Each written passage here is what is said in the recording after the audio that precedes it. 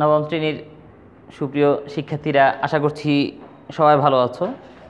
আমরা উচ্চতর গণিত বিষয়ের ত্রিকোণমিতির যে অংশটা, সেই অংশের অনুশীলনী 8.1 শুরু করেছিলাম গত ক্লাসে।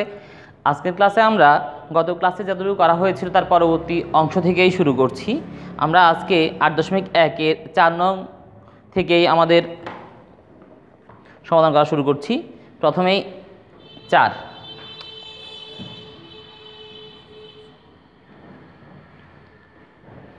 দেখো, একটি গাড়ির চাকার ব্যাস দেয়া আছে 0.84 মিটার এবং চাকাটি প্রতি সেকেন্ডে 6 বার ঘুরে। গাড়িটির গতিবেগ নির্ণয় করতে বলছে। দেখো, একটা গাড়ির গতিবেগ বের করতে গেলে সেখানে আমরা প্রতি ঘন্টায় কত কিলোমিটার যাই এইটুকুই বের করব। এখানে যদিও ছোটো মান দিয়ে দেয়া আছে, বাট তুমি বের করার সময় মিটার পার সেকেন্ড না বের করে আমরা কিলোমিটার পার আওয়ার, মানে প্রতি ঘন্টায় গাড়িটা কত কিলোমিটার যায় সেইটুকু আমাদের নির্ণয় করা লাগবে। তো প্রথমে আমরা লিখি গাড়িটির চাকার ব্যাস 0.84 মিটার দেওয়া আছে।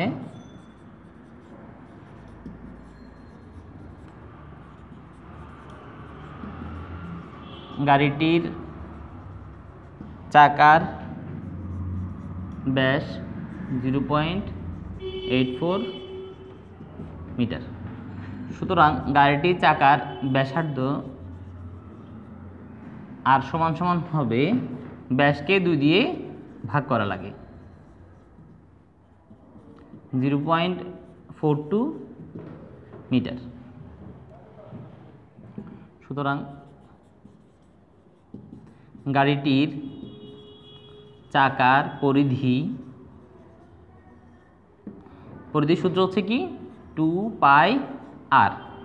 2 ইন্টু পায়ের মান 3.1416 ইন্টু আর এর মান 0.42 গুণ করলে যেটা বের হয় 3.1416 ইন্টু 2 ইন্টু 0.42 2.6389 এত মিটার প্রায়। আমরা জানি কোনো চাকা একবার ঘুরলে তার পরিধি সমান দূরত্ব অতিক্রম করে। একটি চাকা একবার ঘুরলে তার পরিধির সমান দূরত্ব অতিক্রম করে।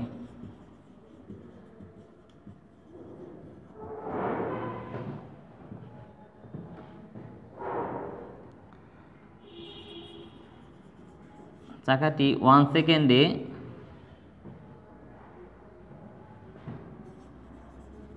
6 বার ঘুরে। সুতরাং 1 সেকেন্ডে চাকাটির অতিক্রান্ত দূরত্ব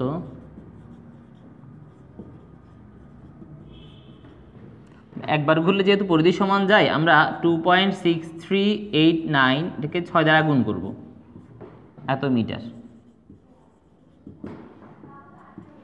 তাহলে 2.6389 ইন্টু 6 15.83 15.8334 মিটার। অর্থাৎ চাকাটা 1 সেকেন্ডে 15.8334 মিটার দূরত্ব অতিক্রম করতে পারবে। সুতরাং চাকাটি 1 ঘন্টা, তোমরা জানো যে 1 ঘন্টা মানে 3600 সেকেন্ড, 3600 এত সেকেন্ডে অতিক্রম করবে। তাহলে 15.8334 ইন্টু 3600 এত মিটার। তাহলে এটাকে আমরা যদি 3600 দ্বারা গুণ করি 57 0.00024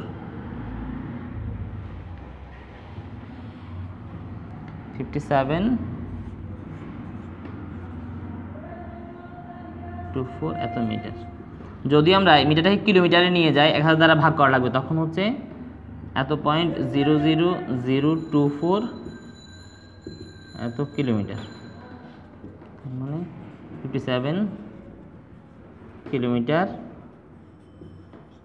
প্রায়। অর্থাৎ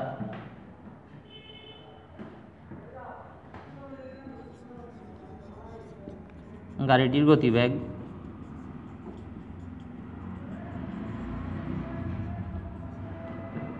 57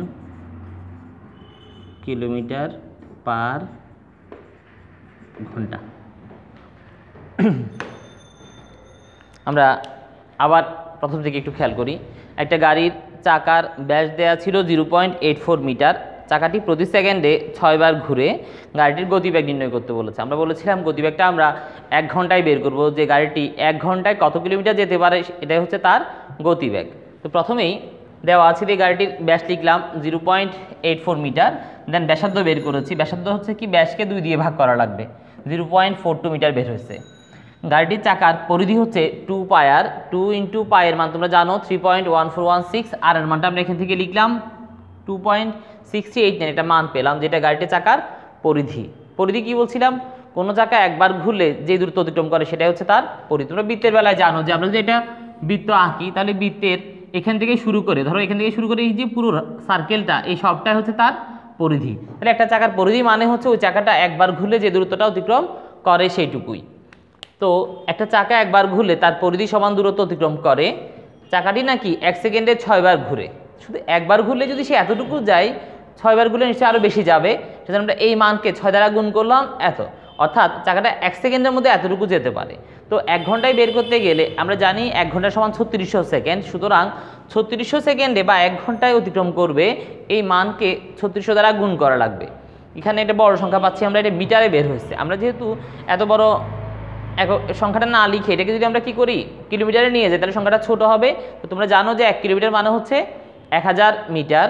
1000 দ্বারা এটাকে ভাগ করলে 0.3 ঘর আগে চলে আসে, তা 57.00024 কিলোমিটার আসছে। তো দশমিকের পর যেহেতু ফ্র্যাকশনটা অনেক কম, আমরা এটাকে অ্যাভয়েড করে লিখতে পারবো যে 57 কিলোমিটার প্রায় লিখে দিও। অর্থাৎ গাড়িটির গতিবেগ 57 কিলোমিটার পার আওয়ার, প্রতি ঘন্টায় 57 কিলোমিটার। আমরা পরবর্তী অঙ্কে চলে যাচ্ছি।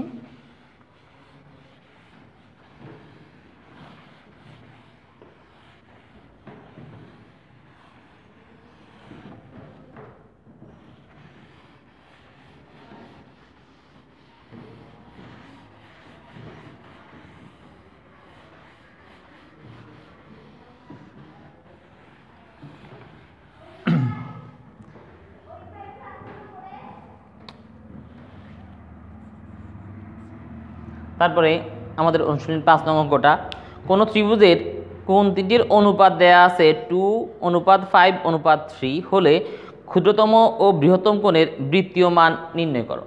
আমরা আগে বলেছিলাম যে ত্রিকোণমিতিতে কোণ প্রকাশের 2টা পদ্ধতি আছে, একটা হচ্ছে ষাটমূলক পদ্ধতি, একটা হচ্ছে বৃত্তীয় পদ্ধতি। যখন আমরা কোণগুলোকে ডিগ্রির মাধ্যমে প্রকাশ করি সেটাকে বলি ষাটমূলক পদ্ধতি, আর যদি আমরা এটাকে রেডিয়ানের সাহায্যে প্রকাশ করি তখন এটাকে বলা হয় বৃত্তীয় পদ্ধতি, অথবা সরাসরি রেডিয়ানে পরিমাপ করার উল্লেখ থাকবে। এখানে যেহেতু কোনগুলো অনুপাত দেওয়া আছে, আমরা আগে অনুপাতটুকু লিখি। দেওয়া আছে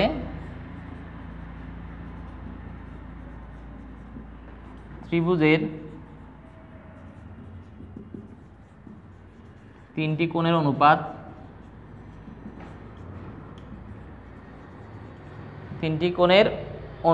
2:5:3, 2:5:3। যখন অনুপাত দেয়া থাকে এগুলিকে আমরা কোণে প্রকাশ করার জন্য কি করব, এর সাথে একটা অজ্ঞাত রাশি ধরে নিব। আমরা লিখলাম, মনে করি কোণগুলো যথাক্রমে, একটাকে বললাম 2x রেডিয়ান, একটাকে বললাম 5x রেডিয়ান, আরটা বললাম 3x রেডিয়ান। প্রশ্ন মতে 2x plus 5x plus 3x সমান সমান হচ্ছে পাই। দেখো আমরা জানি একটা ত্রিভুজের তিনটা কোণের সমষ্টি। তুমি যদি ত্রিভুজ আঁকো, ধরো একটা সমকোণী ত্রিভুজ আমি আঁকলাম, তো ত্রিভুজের আমরা জানি তিনটা কোণের সমষ্টি হচ্ছে 180 ডিগ্রি। ধরো এটা যদি 90 হয়, দেন এটাকে আমরা ধরো 50 লিখলাম, এটা হলো 40 লিখছি, তাহলে এই তিনটাকে যোগ করলে যোগফলটা হয় 180 ডিগ্রি, ডিগ্রিতে প্রকাশ করলে। তো আর আমরা যদি রেডিয়ান দিয়ে প্রকাশ করি, তখন 180 ডিগ্রি না লিখে তিনটা কোণের সমষ্টিকে আমরা লিখবো পাই রেডিয়ান। ডিগ্রি দিয়ে নিলে শেষে আবার এটাকে রেডিয়ানে কনভার্ট করার ঝামেলা আছে, তার চেয়ে আমরা সরাসরি এটাকে রেডিয়ানে বের করতে পারছি। তিনটা কোণের সমষ্টি যদি ডিগ্রিতে বের করো তাহলে হচ্ছে কত, যে 50 40 90 90 90 হচ্ছে 180। আর যদি আমরা রেডিয়ানে লিখি 180 ডিগ্রি না লিখে পাই রেডিয়ান লিখতে পারবো। তো যেহেতু এখানে এককগুলো সবগুলো রেডিয়ানে আছে, আমরা এককগুলো পরিহার করে লিখলাম যে 2x plus 5x plus 3x equal হচ্ছে পাই রেডিয়ান। বলার সময় রেডিয়ান বললে হবে, না লিখলে কোনো সমস্যা নেই। বা যোগ করলে এখানে 10x সমান সমান হচ্ছে পাই, সুতরাং x ইকুয়াল হবে পাই বাই 10। এখন আমরা x এর এই মানটাকে যদি এগুলিতে বসাই, তিনটা কোণ পাবো। সুতরাং প্রথম কোণটি হচ্ছে, প্রথম কোণের পরিমাপ 2x 2 ইন্টু পাই বাই 10, তাহলে হচ্ছে পাই বাই 5 রেডিয়ান।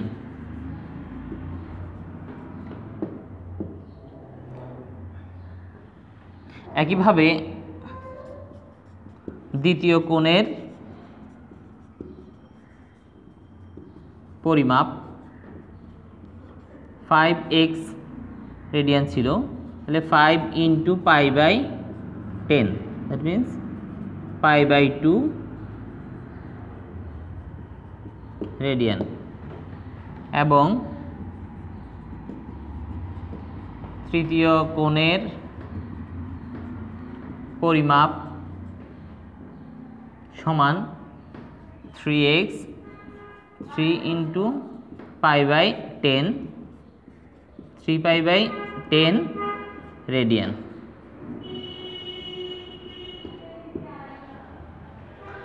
আমরা প্রথম থেকে আবার একটু খেয়াল করি। ত্রিভুজের তিনটি কোণের অনুপাত দেওয়া ছিল। কখনো যদি কোনো ত্রিভুজের বাহু দৈর্ঘ্য বের করার আগে অনুপাত দেওয়া থাকলে বা কোণের মানের অনুপাত দেওয়া থাকলে, সেই অনুপাতগুলির সাথে আমরা অজ্ঞাত রাশি x y ধরে তারপরে হচ্ছে কি করি, মূল মানটা বের করি। আমরা লিখলাম ত্রিভুজের তিনটি কোণের অনুপাত হচ্ছে 2 5 3। মনে করলাম কোণগুলো যথাক্রমে 2x রেডিয়ান, 5x রেডিয়ান এবং 3x রেডিয়ান। প্রশ্ন মতে এই তিনটা কোণের সমষ্টি বা যোগফলটা হচ্ছে পাই রেডিয়ান, যদি আমরা রেডিয়ানে লিখি। আর যদি আমরা ডিগ্রি দিয়ে লিখি 180 লেখা লাগবে এখানে। তো যোগ করলে 10x সমান সমান হচ্ছে পাই, x এর একটা মান বের করলাম, এবং x এর মানগুলো যদি আমরা পর্যায়ক্রমে এগুলিতে বসাই, তাহলে আমরা প্রথম দ্বিতীয় তৃতীয় কোণ অর্থাৎ ওই ত্রিভুজের তিনটা কোণের মান সরাসরি রেডিয়ানে এককে বের করতে পারবো। এরপর দেখো 6 নং যে কোশ্চেনটা অনেকটাই 5-এর মতো, কিছুটা একই, তবে একটু ব্যতিক্রম আছে একটা কন্ডিশন এখানে। 6, একটি ত্রিভুজের কোণগুলো সমান্তর শ্রেণীভুক্ত এবং বৃহত্তম কোণটি ক্ষুদ্রতম কোণের দ্বিগুণ। কোণগুলোর রেডিয়ান পরিমাপ কত বের করতে বলেছে।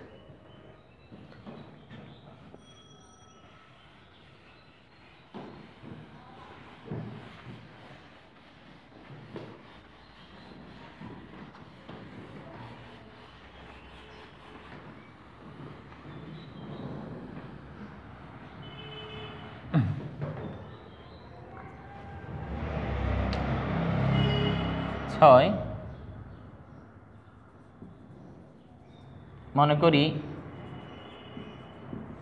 ক্ষুদ্রতম কোণটি x রেডিয়ান, সুতরাং বৃহত্তম কোণটি দ্বিগুণ, যেহেতু 2x রেডিয়ান। কোণগুলো সমান্তর শ্রেণীভুক্ত হওয়ায় অপর কোণ কোণগুলো সমান্তর শ্রেণীভুক্ত হয় অপর কোণ যেটা সেটা হবে কীরকম, এই দুইটার যোগফলের অর্ধেক, x radian plus 2x radian divided 2, তার মানে 3x রেডিয়ান বাই 2। এখন সমান্তর শ্রেণীভুক্ত মানে কি, তোমরা যারা ধারা সম্পর্কে জানো অথবা যারা ধারাটা করনি এখনও একটু কনফিউশন থাকতে পারে, তোমরা প্যাটার্নে যে অঙ্কগুলি করেছিলে এইটে সেখানে বিভিন্ন ধরনের প্যাটার্ন ছিল, তার মধ্যে এই সমান্তর ধারা টাইপসের কিছু প্যাটার্ন ছিল। ধরো আমি যদি তিনটে সংখ্যা এরকম লিখি, একটা 10, একটা এখানে খালি ঘর লিখলাম, একটা হচ্ছে 20, তার মানে এখানে এই তিনটাকে আমি তখনই সমান্তর শ্রেণীভুক্ত বলতে পারবো যদি এখানে একটা সংখ্যা 15 হয়। তখন দেখা যাবে কি এই দুইটার ব্যবধান যেটা 15 থেকে 10 মাইনাস করলে 5 হবে, 20 থেকে 15 মাইনাস করলেও কি হচ্ছে 5 হচ্ছে। এই যে সমান অন্তর বা সমান বিয়োগফল, এই ধরনের ধারাকে আমরা বলতাম যে সমান্তর ধারা। যেমন এরপর রাশিটাকে তুমি 25, 30, 35, 5 ডিফারেন্স করে লিখতে পারতে। তো এখন যখন আমি প্রথম দুইটা জানবো বাট এটা জানবো না মাঝখানেরটা, তখন কিভাবে লিখতে হবে, তার মানে প্রথমটা প্লাস দ্বিতীয়টা ভাগ 2। তো তুমি যদি 10 + 20 লিখো 30 হবে, 30কে 2 দিয়ে ভাগ করলে কত হবে 15, যেটা আমাদের ওই মাঝের সংখ্যাটাই মিলে গেছে। আবার এটাও বলা ছিল যে প্রথমটা যা হবে এটা নাকি দ্বিগুণ, তার মানে 10 এর ডাবল হচ্ছে কত 20। আমরা ক্ষুদ্রতম সংখ্যাটাকে যদি 10 লিখি, বৃহত্তম সংখ্যাটা হবে 10 দুগুণে 20, আর মাঝের সংখ্যাটা হবে 10 + 20 ডিভাইডেড 2, দ্যাট মিনস 30কে যদি 2 দিয়ে ভাগ করো 15 বের হচ্ছে। তো কি লিখছি তাহলে, ক্ষুদ্রতম সংখ্যাটা হচ্ছে x রেডিয়ান, বৃহত্তমটা দ্বিগুণ বলা ছিল যে কারণে 2x রেডিয়ান, কোণগুলো সমান্তর শ্রেণীভুক্ত হওয়ায় অপর যেই কোণটা সেটা হবে এই দুইটার গড়, তার মানে x + 2x radian divided 2, 3x/2 radian বের হবে। তো প্রশ্ন মতে তিনটা কোণের সমষ্টি হবে কত, পাই রেডিয়ান। আমরা লিখি প্রশ্ন মতে x + 2x + 3x/2 ইকুয়াল হচ্ছে পাই রেডিয়ান, বা সরল করলে লসাগু হচ্ছে 2x + 4x + 3x = পাই, বা এখানে 9x = হচ্ছে পাই, বা 9x = হচ্ছে 2 পাই, সুতরাং x = হবে 2 পাই/9। আবার দেখো যেহেতু তিনটা কোণের সমষ্টি হচ্ছে পাই রেডিয়ান, রেডিয়ানে প্রকাশ করলে তখন আমরা লিখলাম কি x + 2x + 3x/2 এর সমষ্টি হচ্ছে পাই। এখান থেকে আমরা x এর মান বের করব, সরল করলাম 2x + 4x + 3x, তাহলে 7 9x = এটুকু, বা 9x = 2 পাই, x = 2 পাই/9। তো এক্সটা আমাদের একটা কোণ ছিল, ক্ষুদ্রতম কোণ, তাহলে কি লিখব, অর্থাৎ ক্ষুদ্রতম কোণ 2 পাই/9 রেডিয়ান।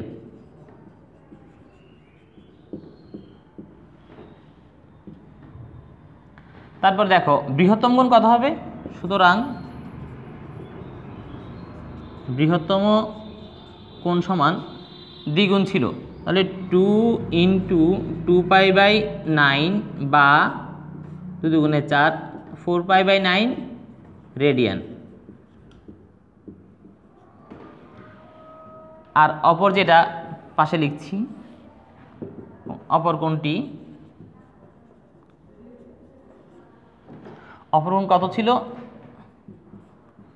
3x/2, তাহলে 3 × x এর মান, হচ্ছে আমাদের 2 পাই/9 ডিভাইডেড 2। এখন 3 × 2 পাই/9 ইন্টু এই ভগ্নাংশটাকে যদি আমরা উল্টো করি এটা হবে হাফ। এইটুকু উপর অংশটুকু লিখে ফেললাম 3 × 2 পাই/9, আর এই 2 এর নিচে মনে 1 ছিল সেটা উল্টা হয়ে যাচ্ছে, 1টা উপরে যাবে 2টার নিচে আসবে, 2 এর সাথে 2 কাটা যাচ্ছে, 3 দিয়ে এটাকে কাটলে পাই/3 বেরোচ্ছে। তার মানে অপর কোণটা হচ্ছে পাই/3 রেডিয়ান। তাহলে আমরা তিনটা কোণের মান পেয়ে গেলাম, একটু মিলিয়ে দেখি। 2 পাই/9, পাই/3, 4 পাই/9। আচ্ছা ঠিকই আছে। তো প্রথম থেকে তোমাদের বোঝার সুবিধাতে আরেকবার বলি যে সমান্তর শ্রেণীভুক্ত মানে আমরা কি বলেছি, যে সমান্তর শ্রেণীভুক্ত মানে যদি এমন হয় যে কতগুলো সংখ্যার পাশাপাশি দুইটার বিয়োগফল একই আসবে, তখন সেই সংখ্যাগুলি আমরা বলতে পারবো সমান্তর শ্রেণীভুক্ত সংখ্যা বা সমান্তর ধারা। আমরা বললাম কি যে ক্ষুদ্রতম সংখ্যাটা যে যা থাকবে বৃহত্তম সংখ্যাটা হচ্ছে তার দ্বিগুণ, তার মানে ক্ষুদ্রতম সংখ্যা যদি x হয় বৃহত্তম সংখ্যাটা হবে দ্বিগুণ বলাতে 2x। যদি তোমাকে 3 গুণ বলা হয় তুমি 3x লিখবে। কোণগুলো সমান্তর শ্রেণীভুক্ত হওয়ায় অপর কোণ যেটা সেটা হবে এই দুইটার গাণিতিক গড় বা এই দুইটার যোগফলের অর্ধেক। তার মানে x প্লাস 2x কে যোগ করলে 3x হচ্ছে, এটাকে 2 দিয়ে ভাগ করলে 3x/2, এটা হবে আমার মাঝের যেই কোণটা সেটা।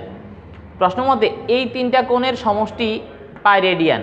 যেহেতু আমরা রেডিয়ান সাইনগুলো এখানে অ্যাভয়েড করবো, প্রশ্ন মতে লিখলে রেডিয়ান সাইন লেখা লাগবে না। x plus 2x plus 3x/2 সমান পাই রেডিয়ান। এখান থেকে আমরা x এর মান বের করব, আর x এর মানটা যদি আমরা এগুলিতে অ্যাপ্লাই করি তাহলে আমরা কি করব, তিনটা কোণের মান রেডিয়ানে নির্ণয় করতে পারবো। এরপরে 7 নং দেখো,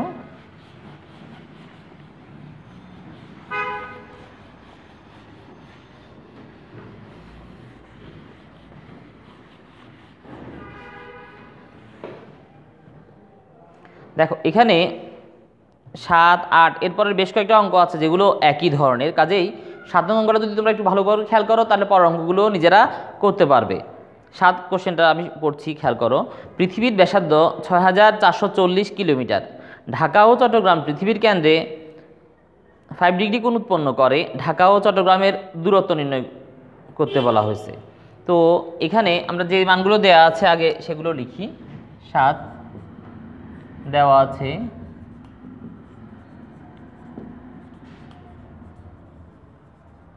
পৃথিবীর ব্যাসার্ধ 6440 এত কিলোমিটার।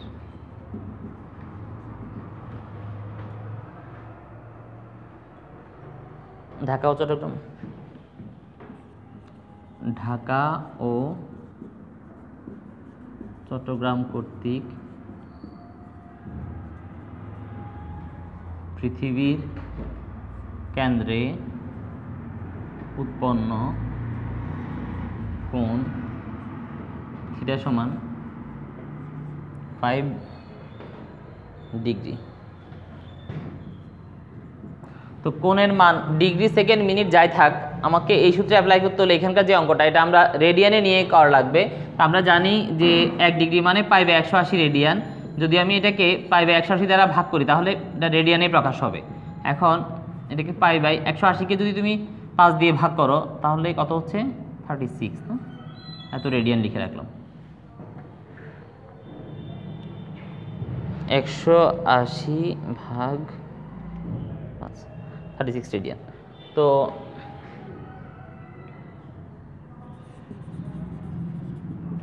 আমরা জানি s = হচ্ছে r থিটা। ধরো আমি যদি এটা বৃত্ত এঁকে চিন্তা করতে যাই তাহলে কীরকম হচ্ছে, ধরো যে এখানে হচ্ছে D ফর ঢাকা, এখানে C লিখলাম, C ফর চিটাগং।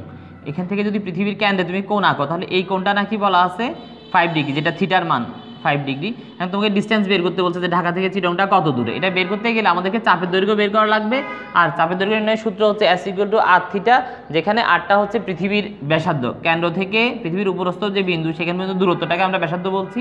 এর মান দেওয়া ছিল 6440 কিলোমিটার। আর এখানে থিটা, যেটা থিটার মান দেওয়া আছে 5 ডিগ্রি। তাহলে এই দুইটা স্থানের ব্যবধানটা মানে কি, আমরা এখানে চাপের দৈর্ঘ্য বের করছি। তো আমরা জানি s = হচ্ছে r থিটা, আর এর মান এখানে 6440 ইন্টু থিটার মানটা অবশ্যই রেডিয়ানে নিতে হবে। রেডিয়ানে আমাদের মানটা আসছে এই π/36, তার মানে 6440 ইন্টু আমরা পায়ের মান যদি বসাই 3.1416 ভাগ 36, আনসারটা কত পাচ্ছি? 6440 ইন্টু 3.1416 ভাগ 36,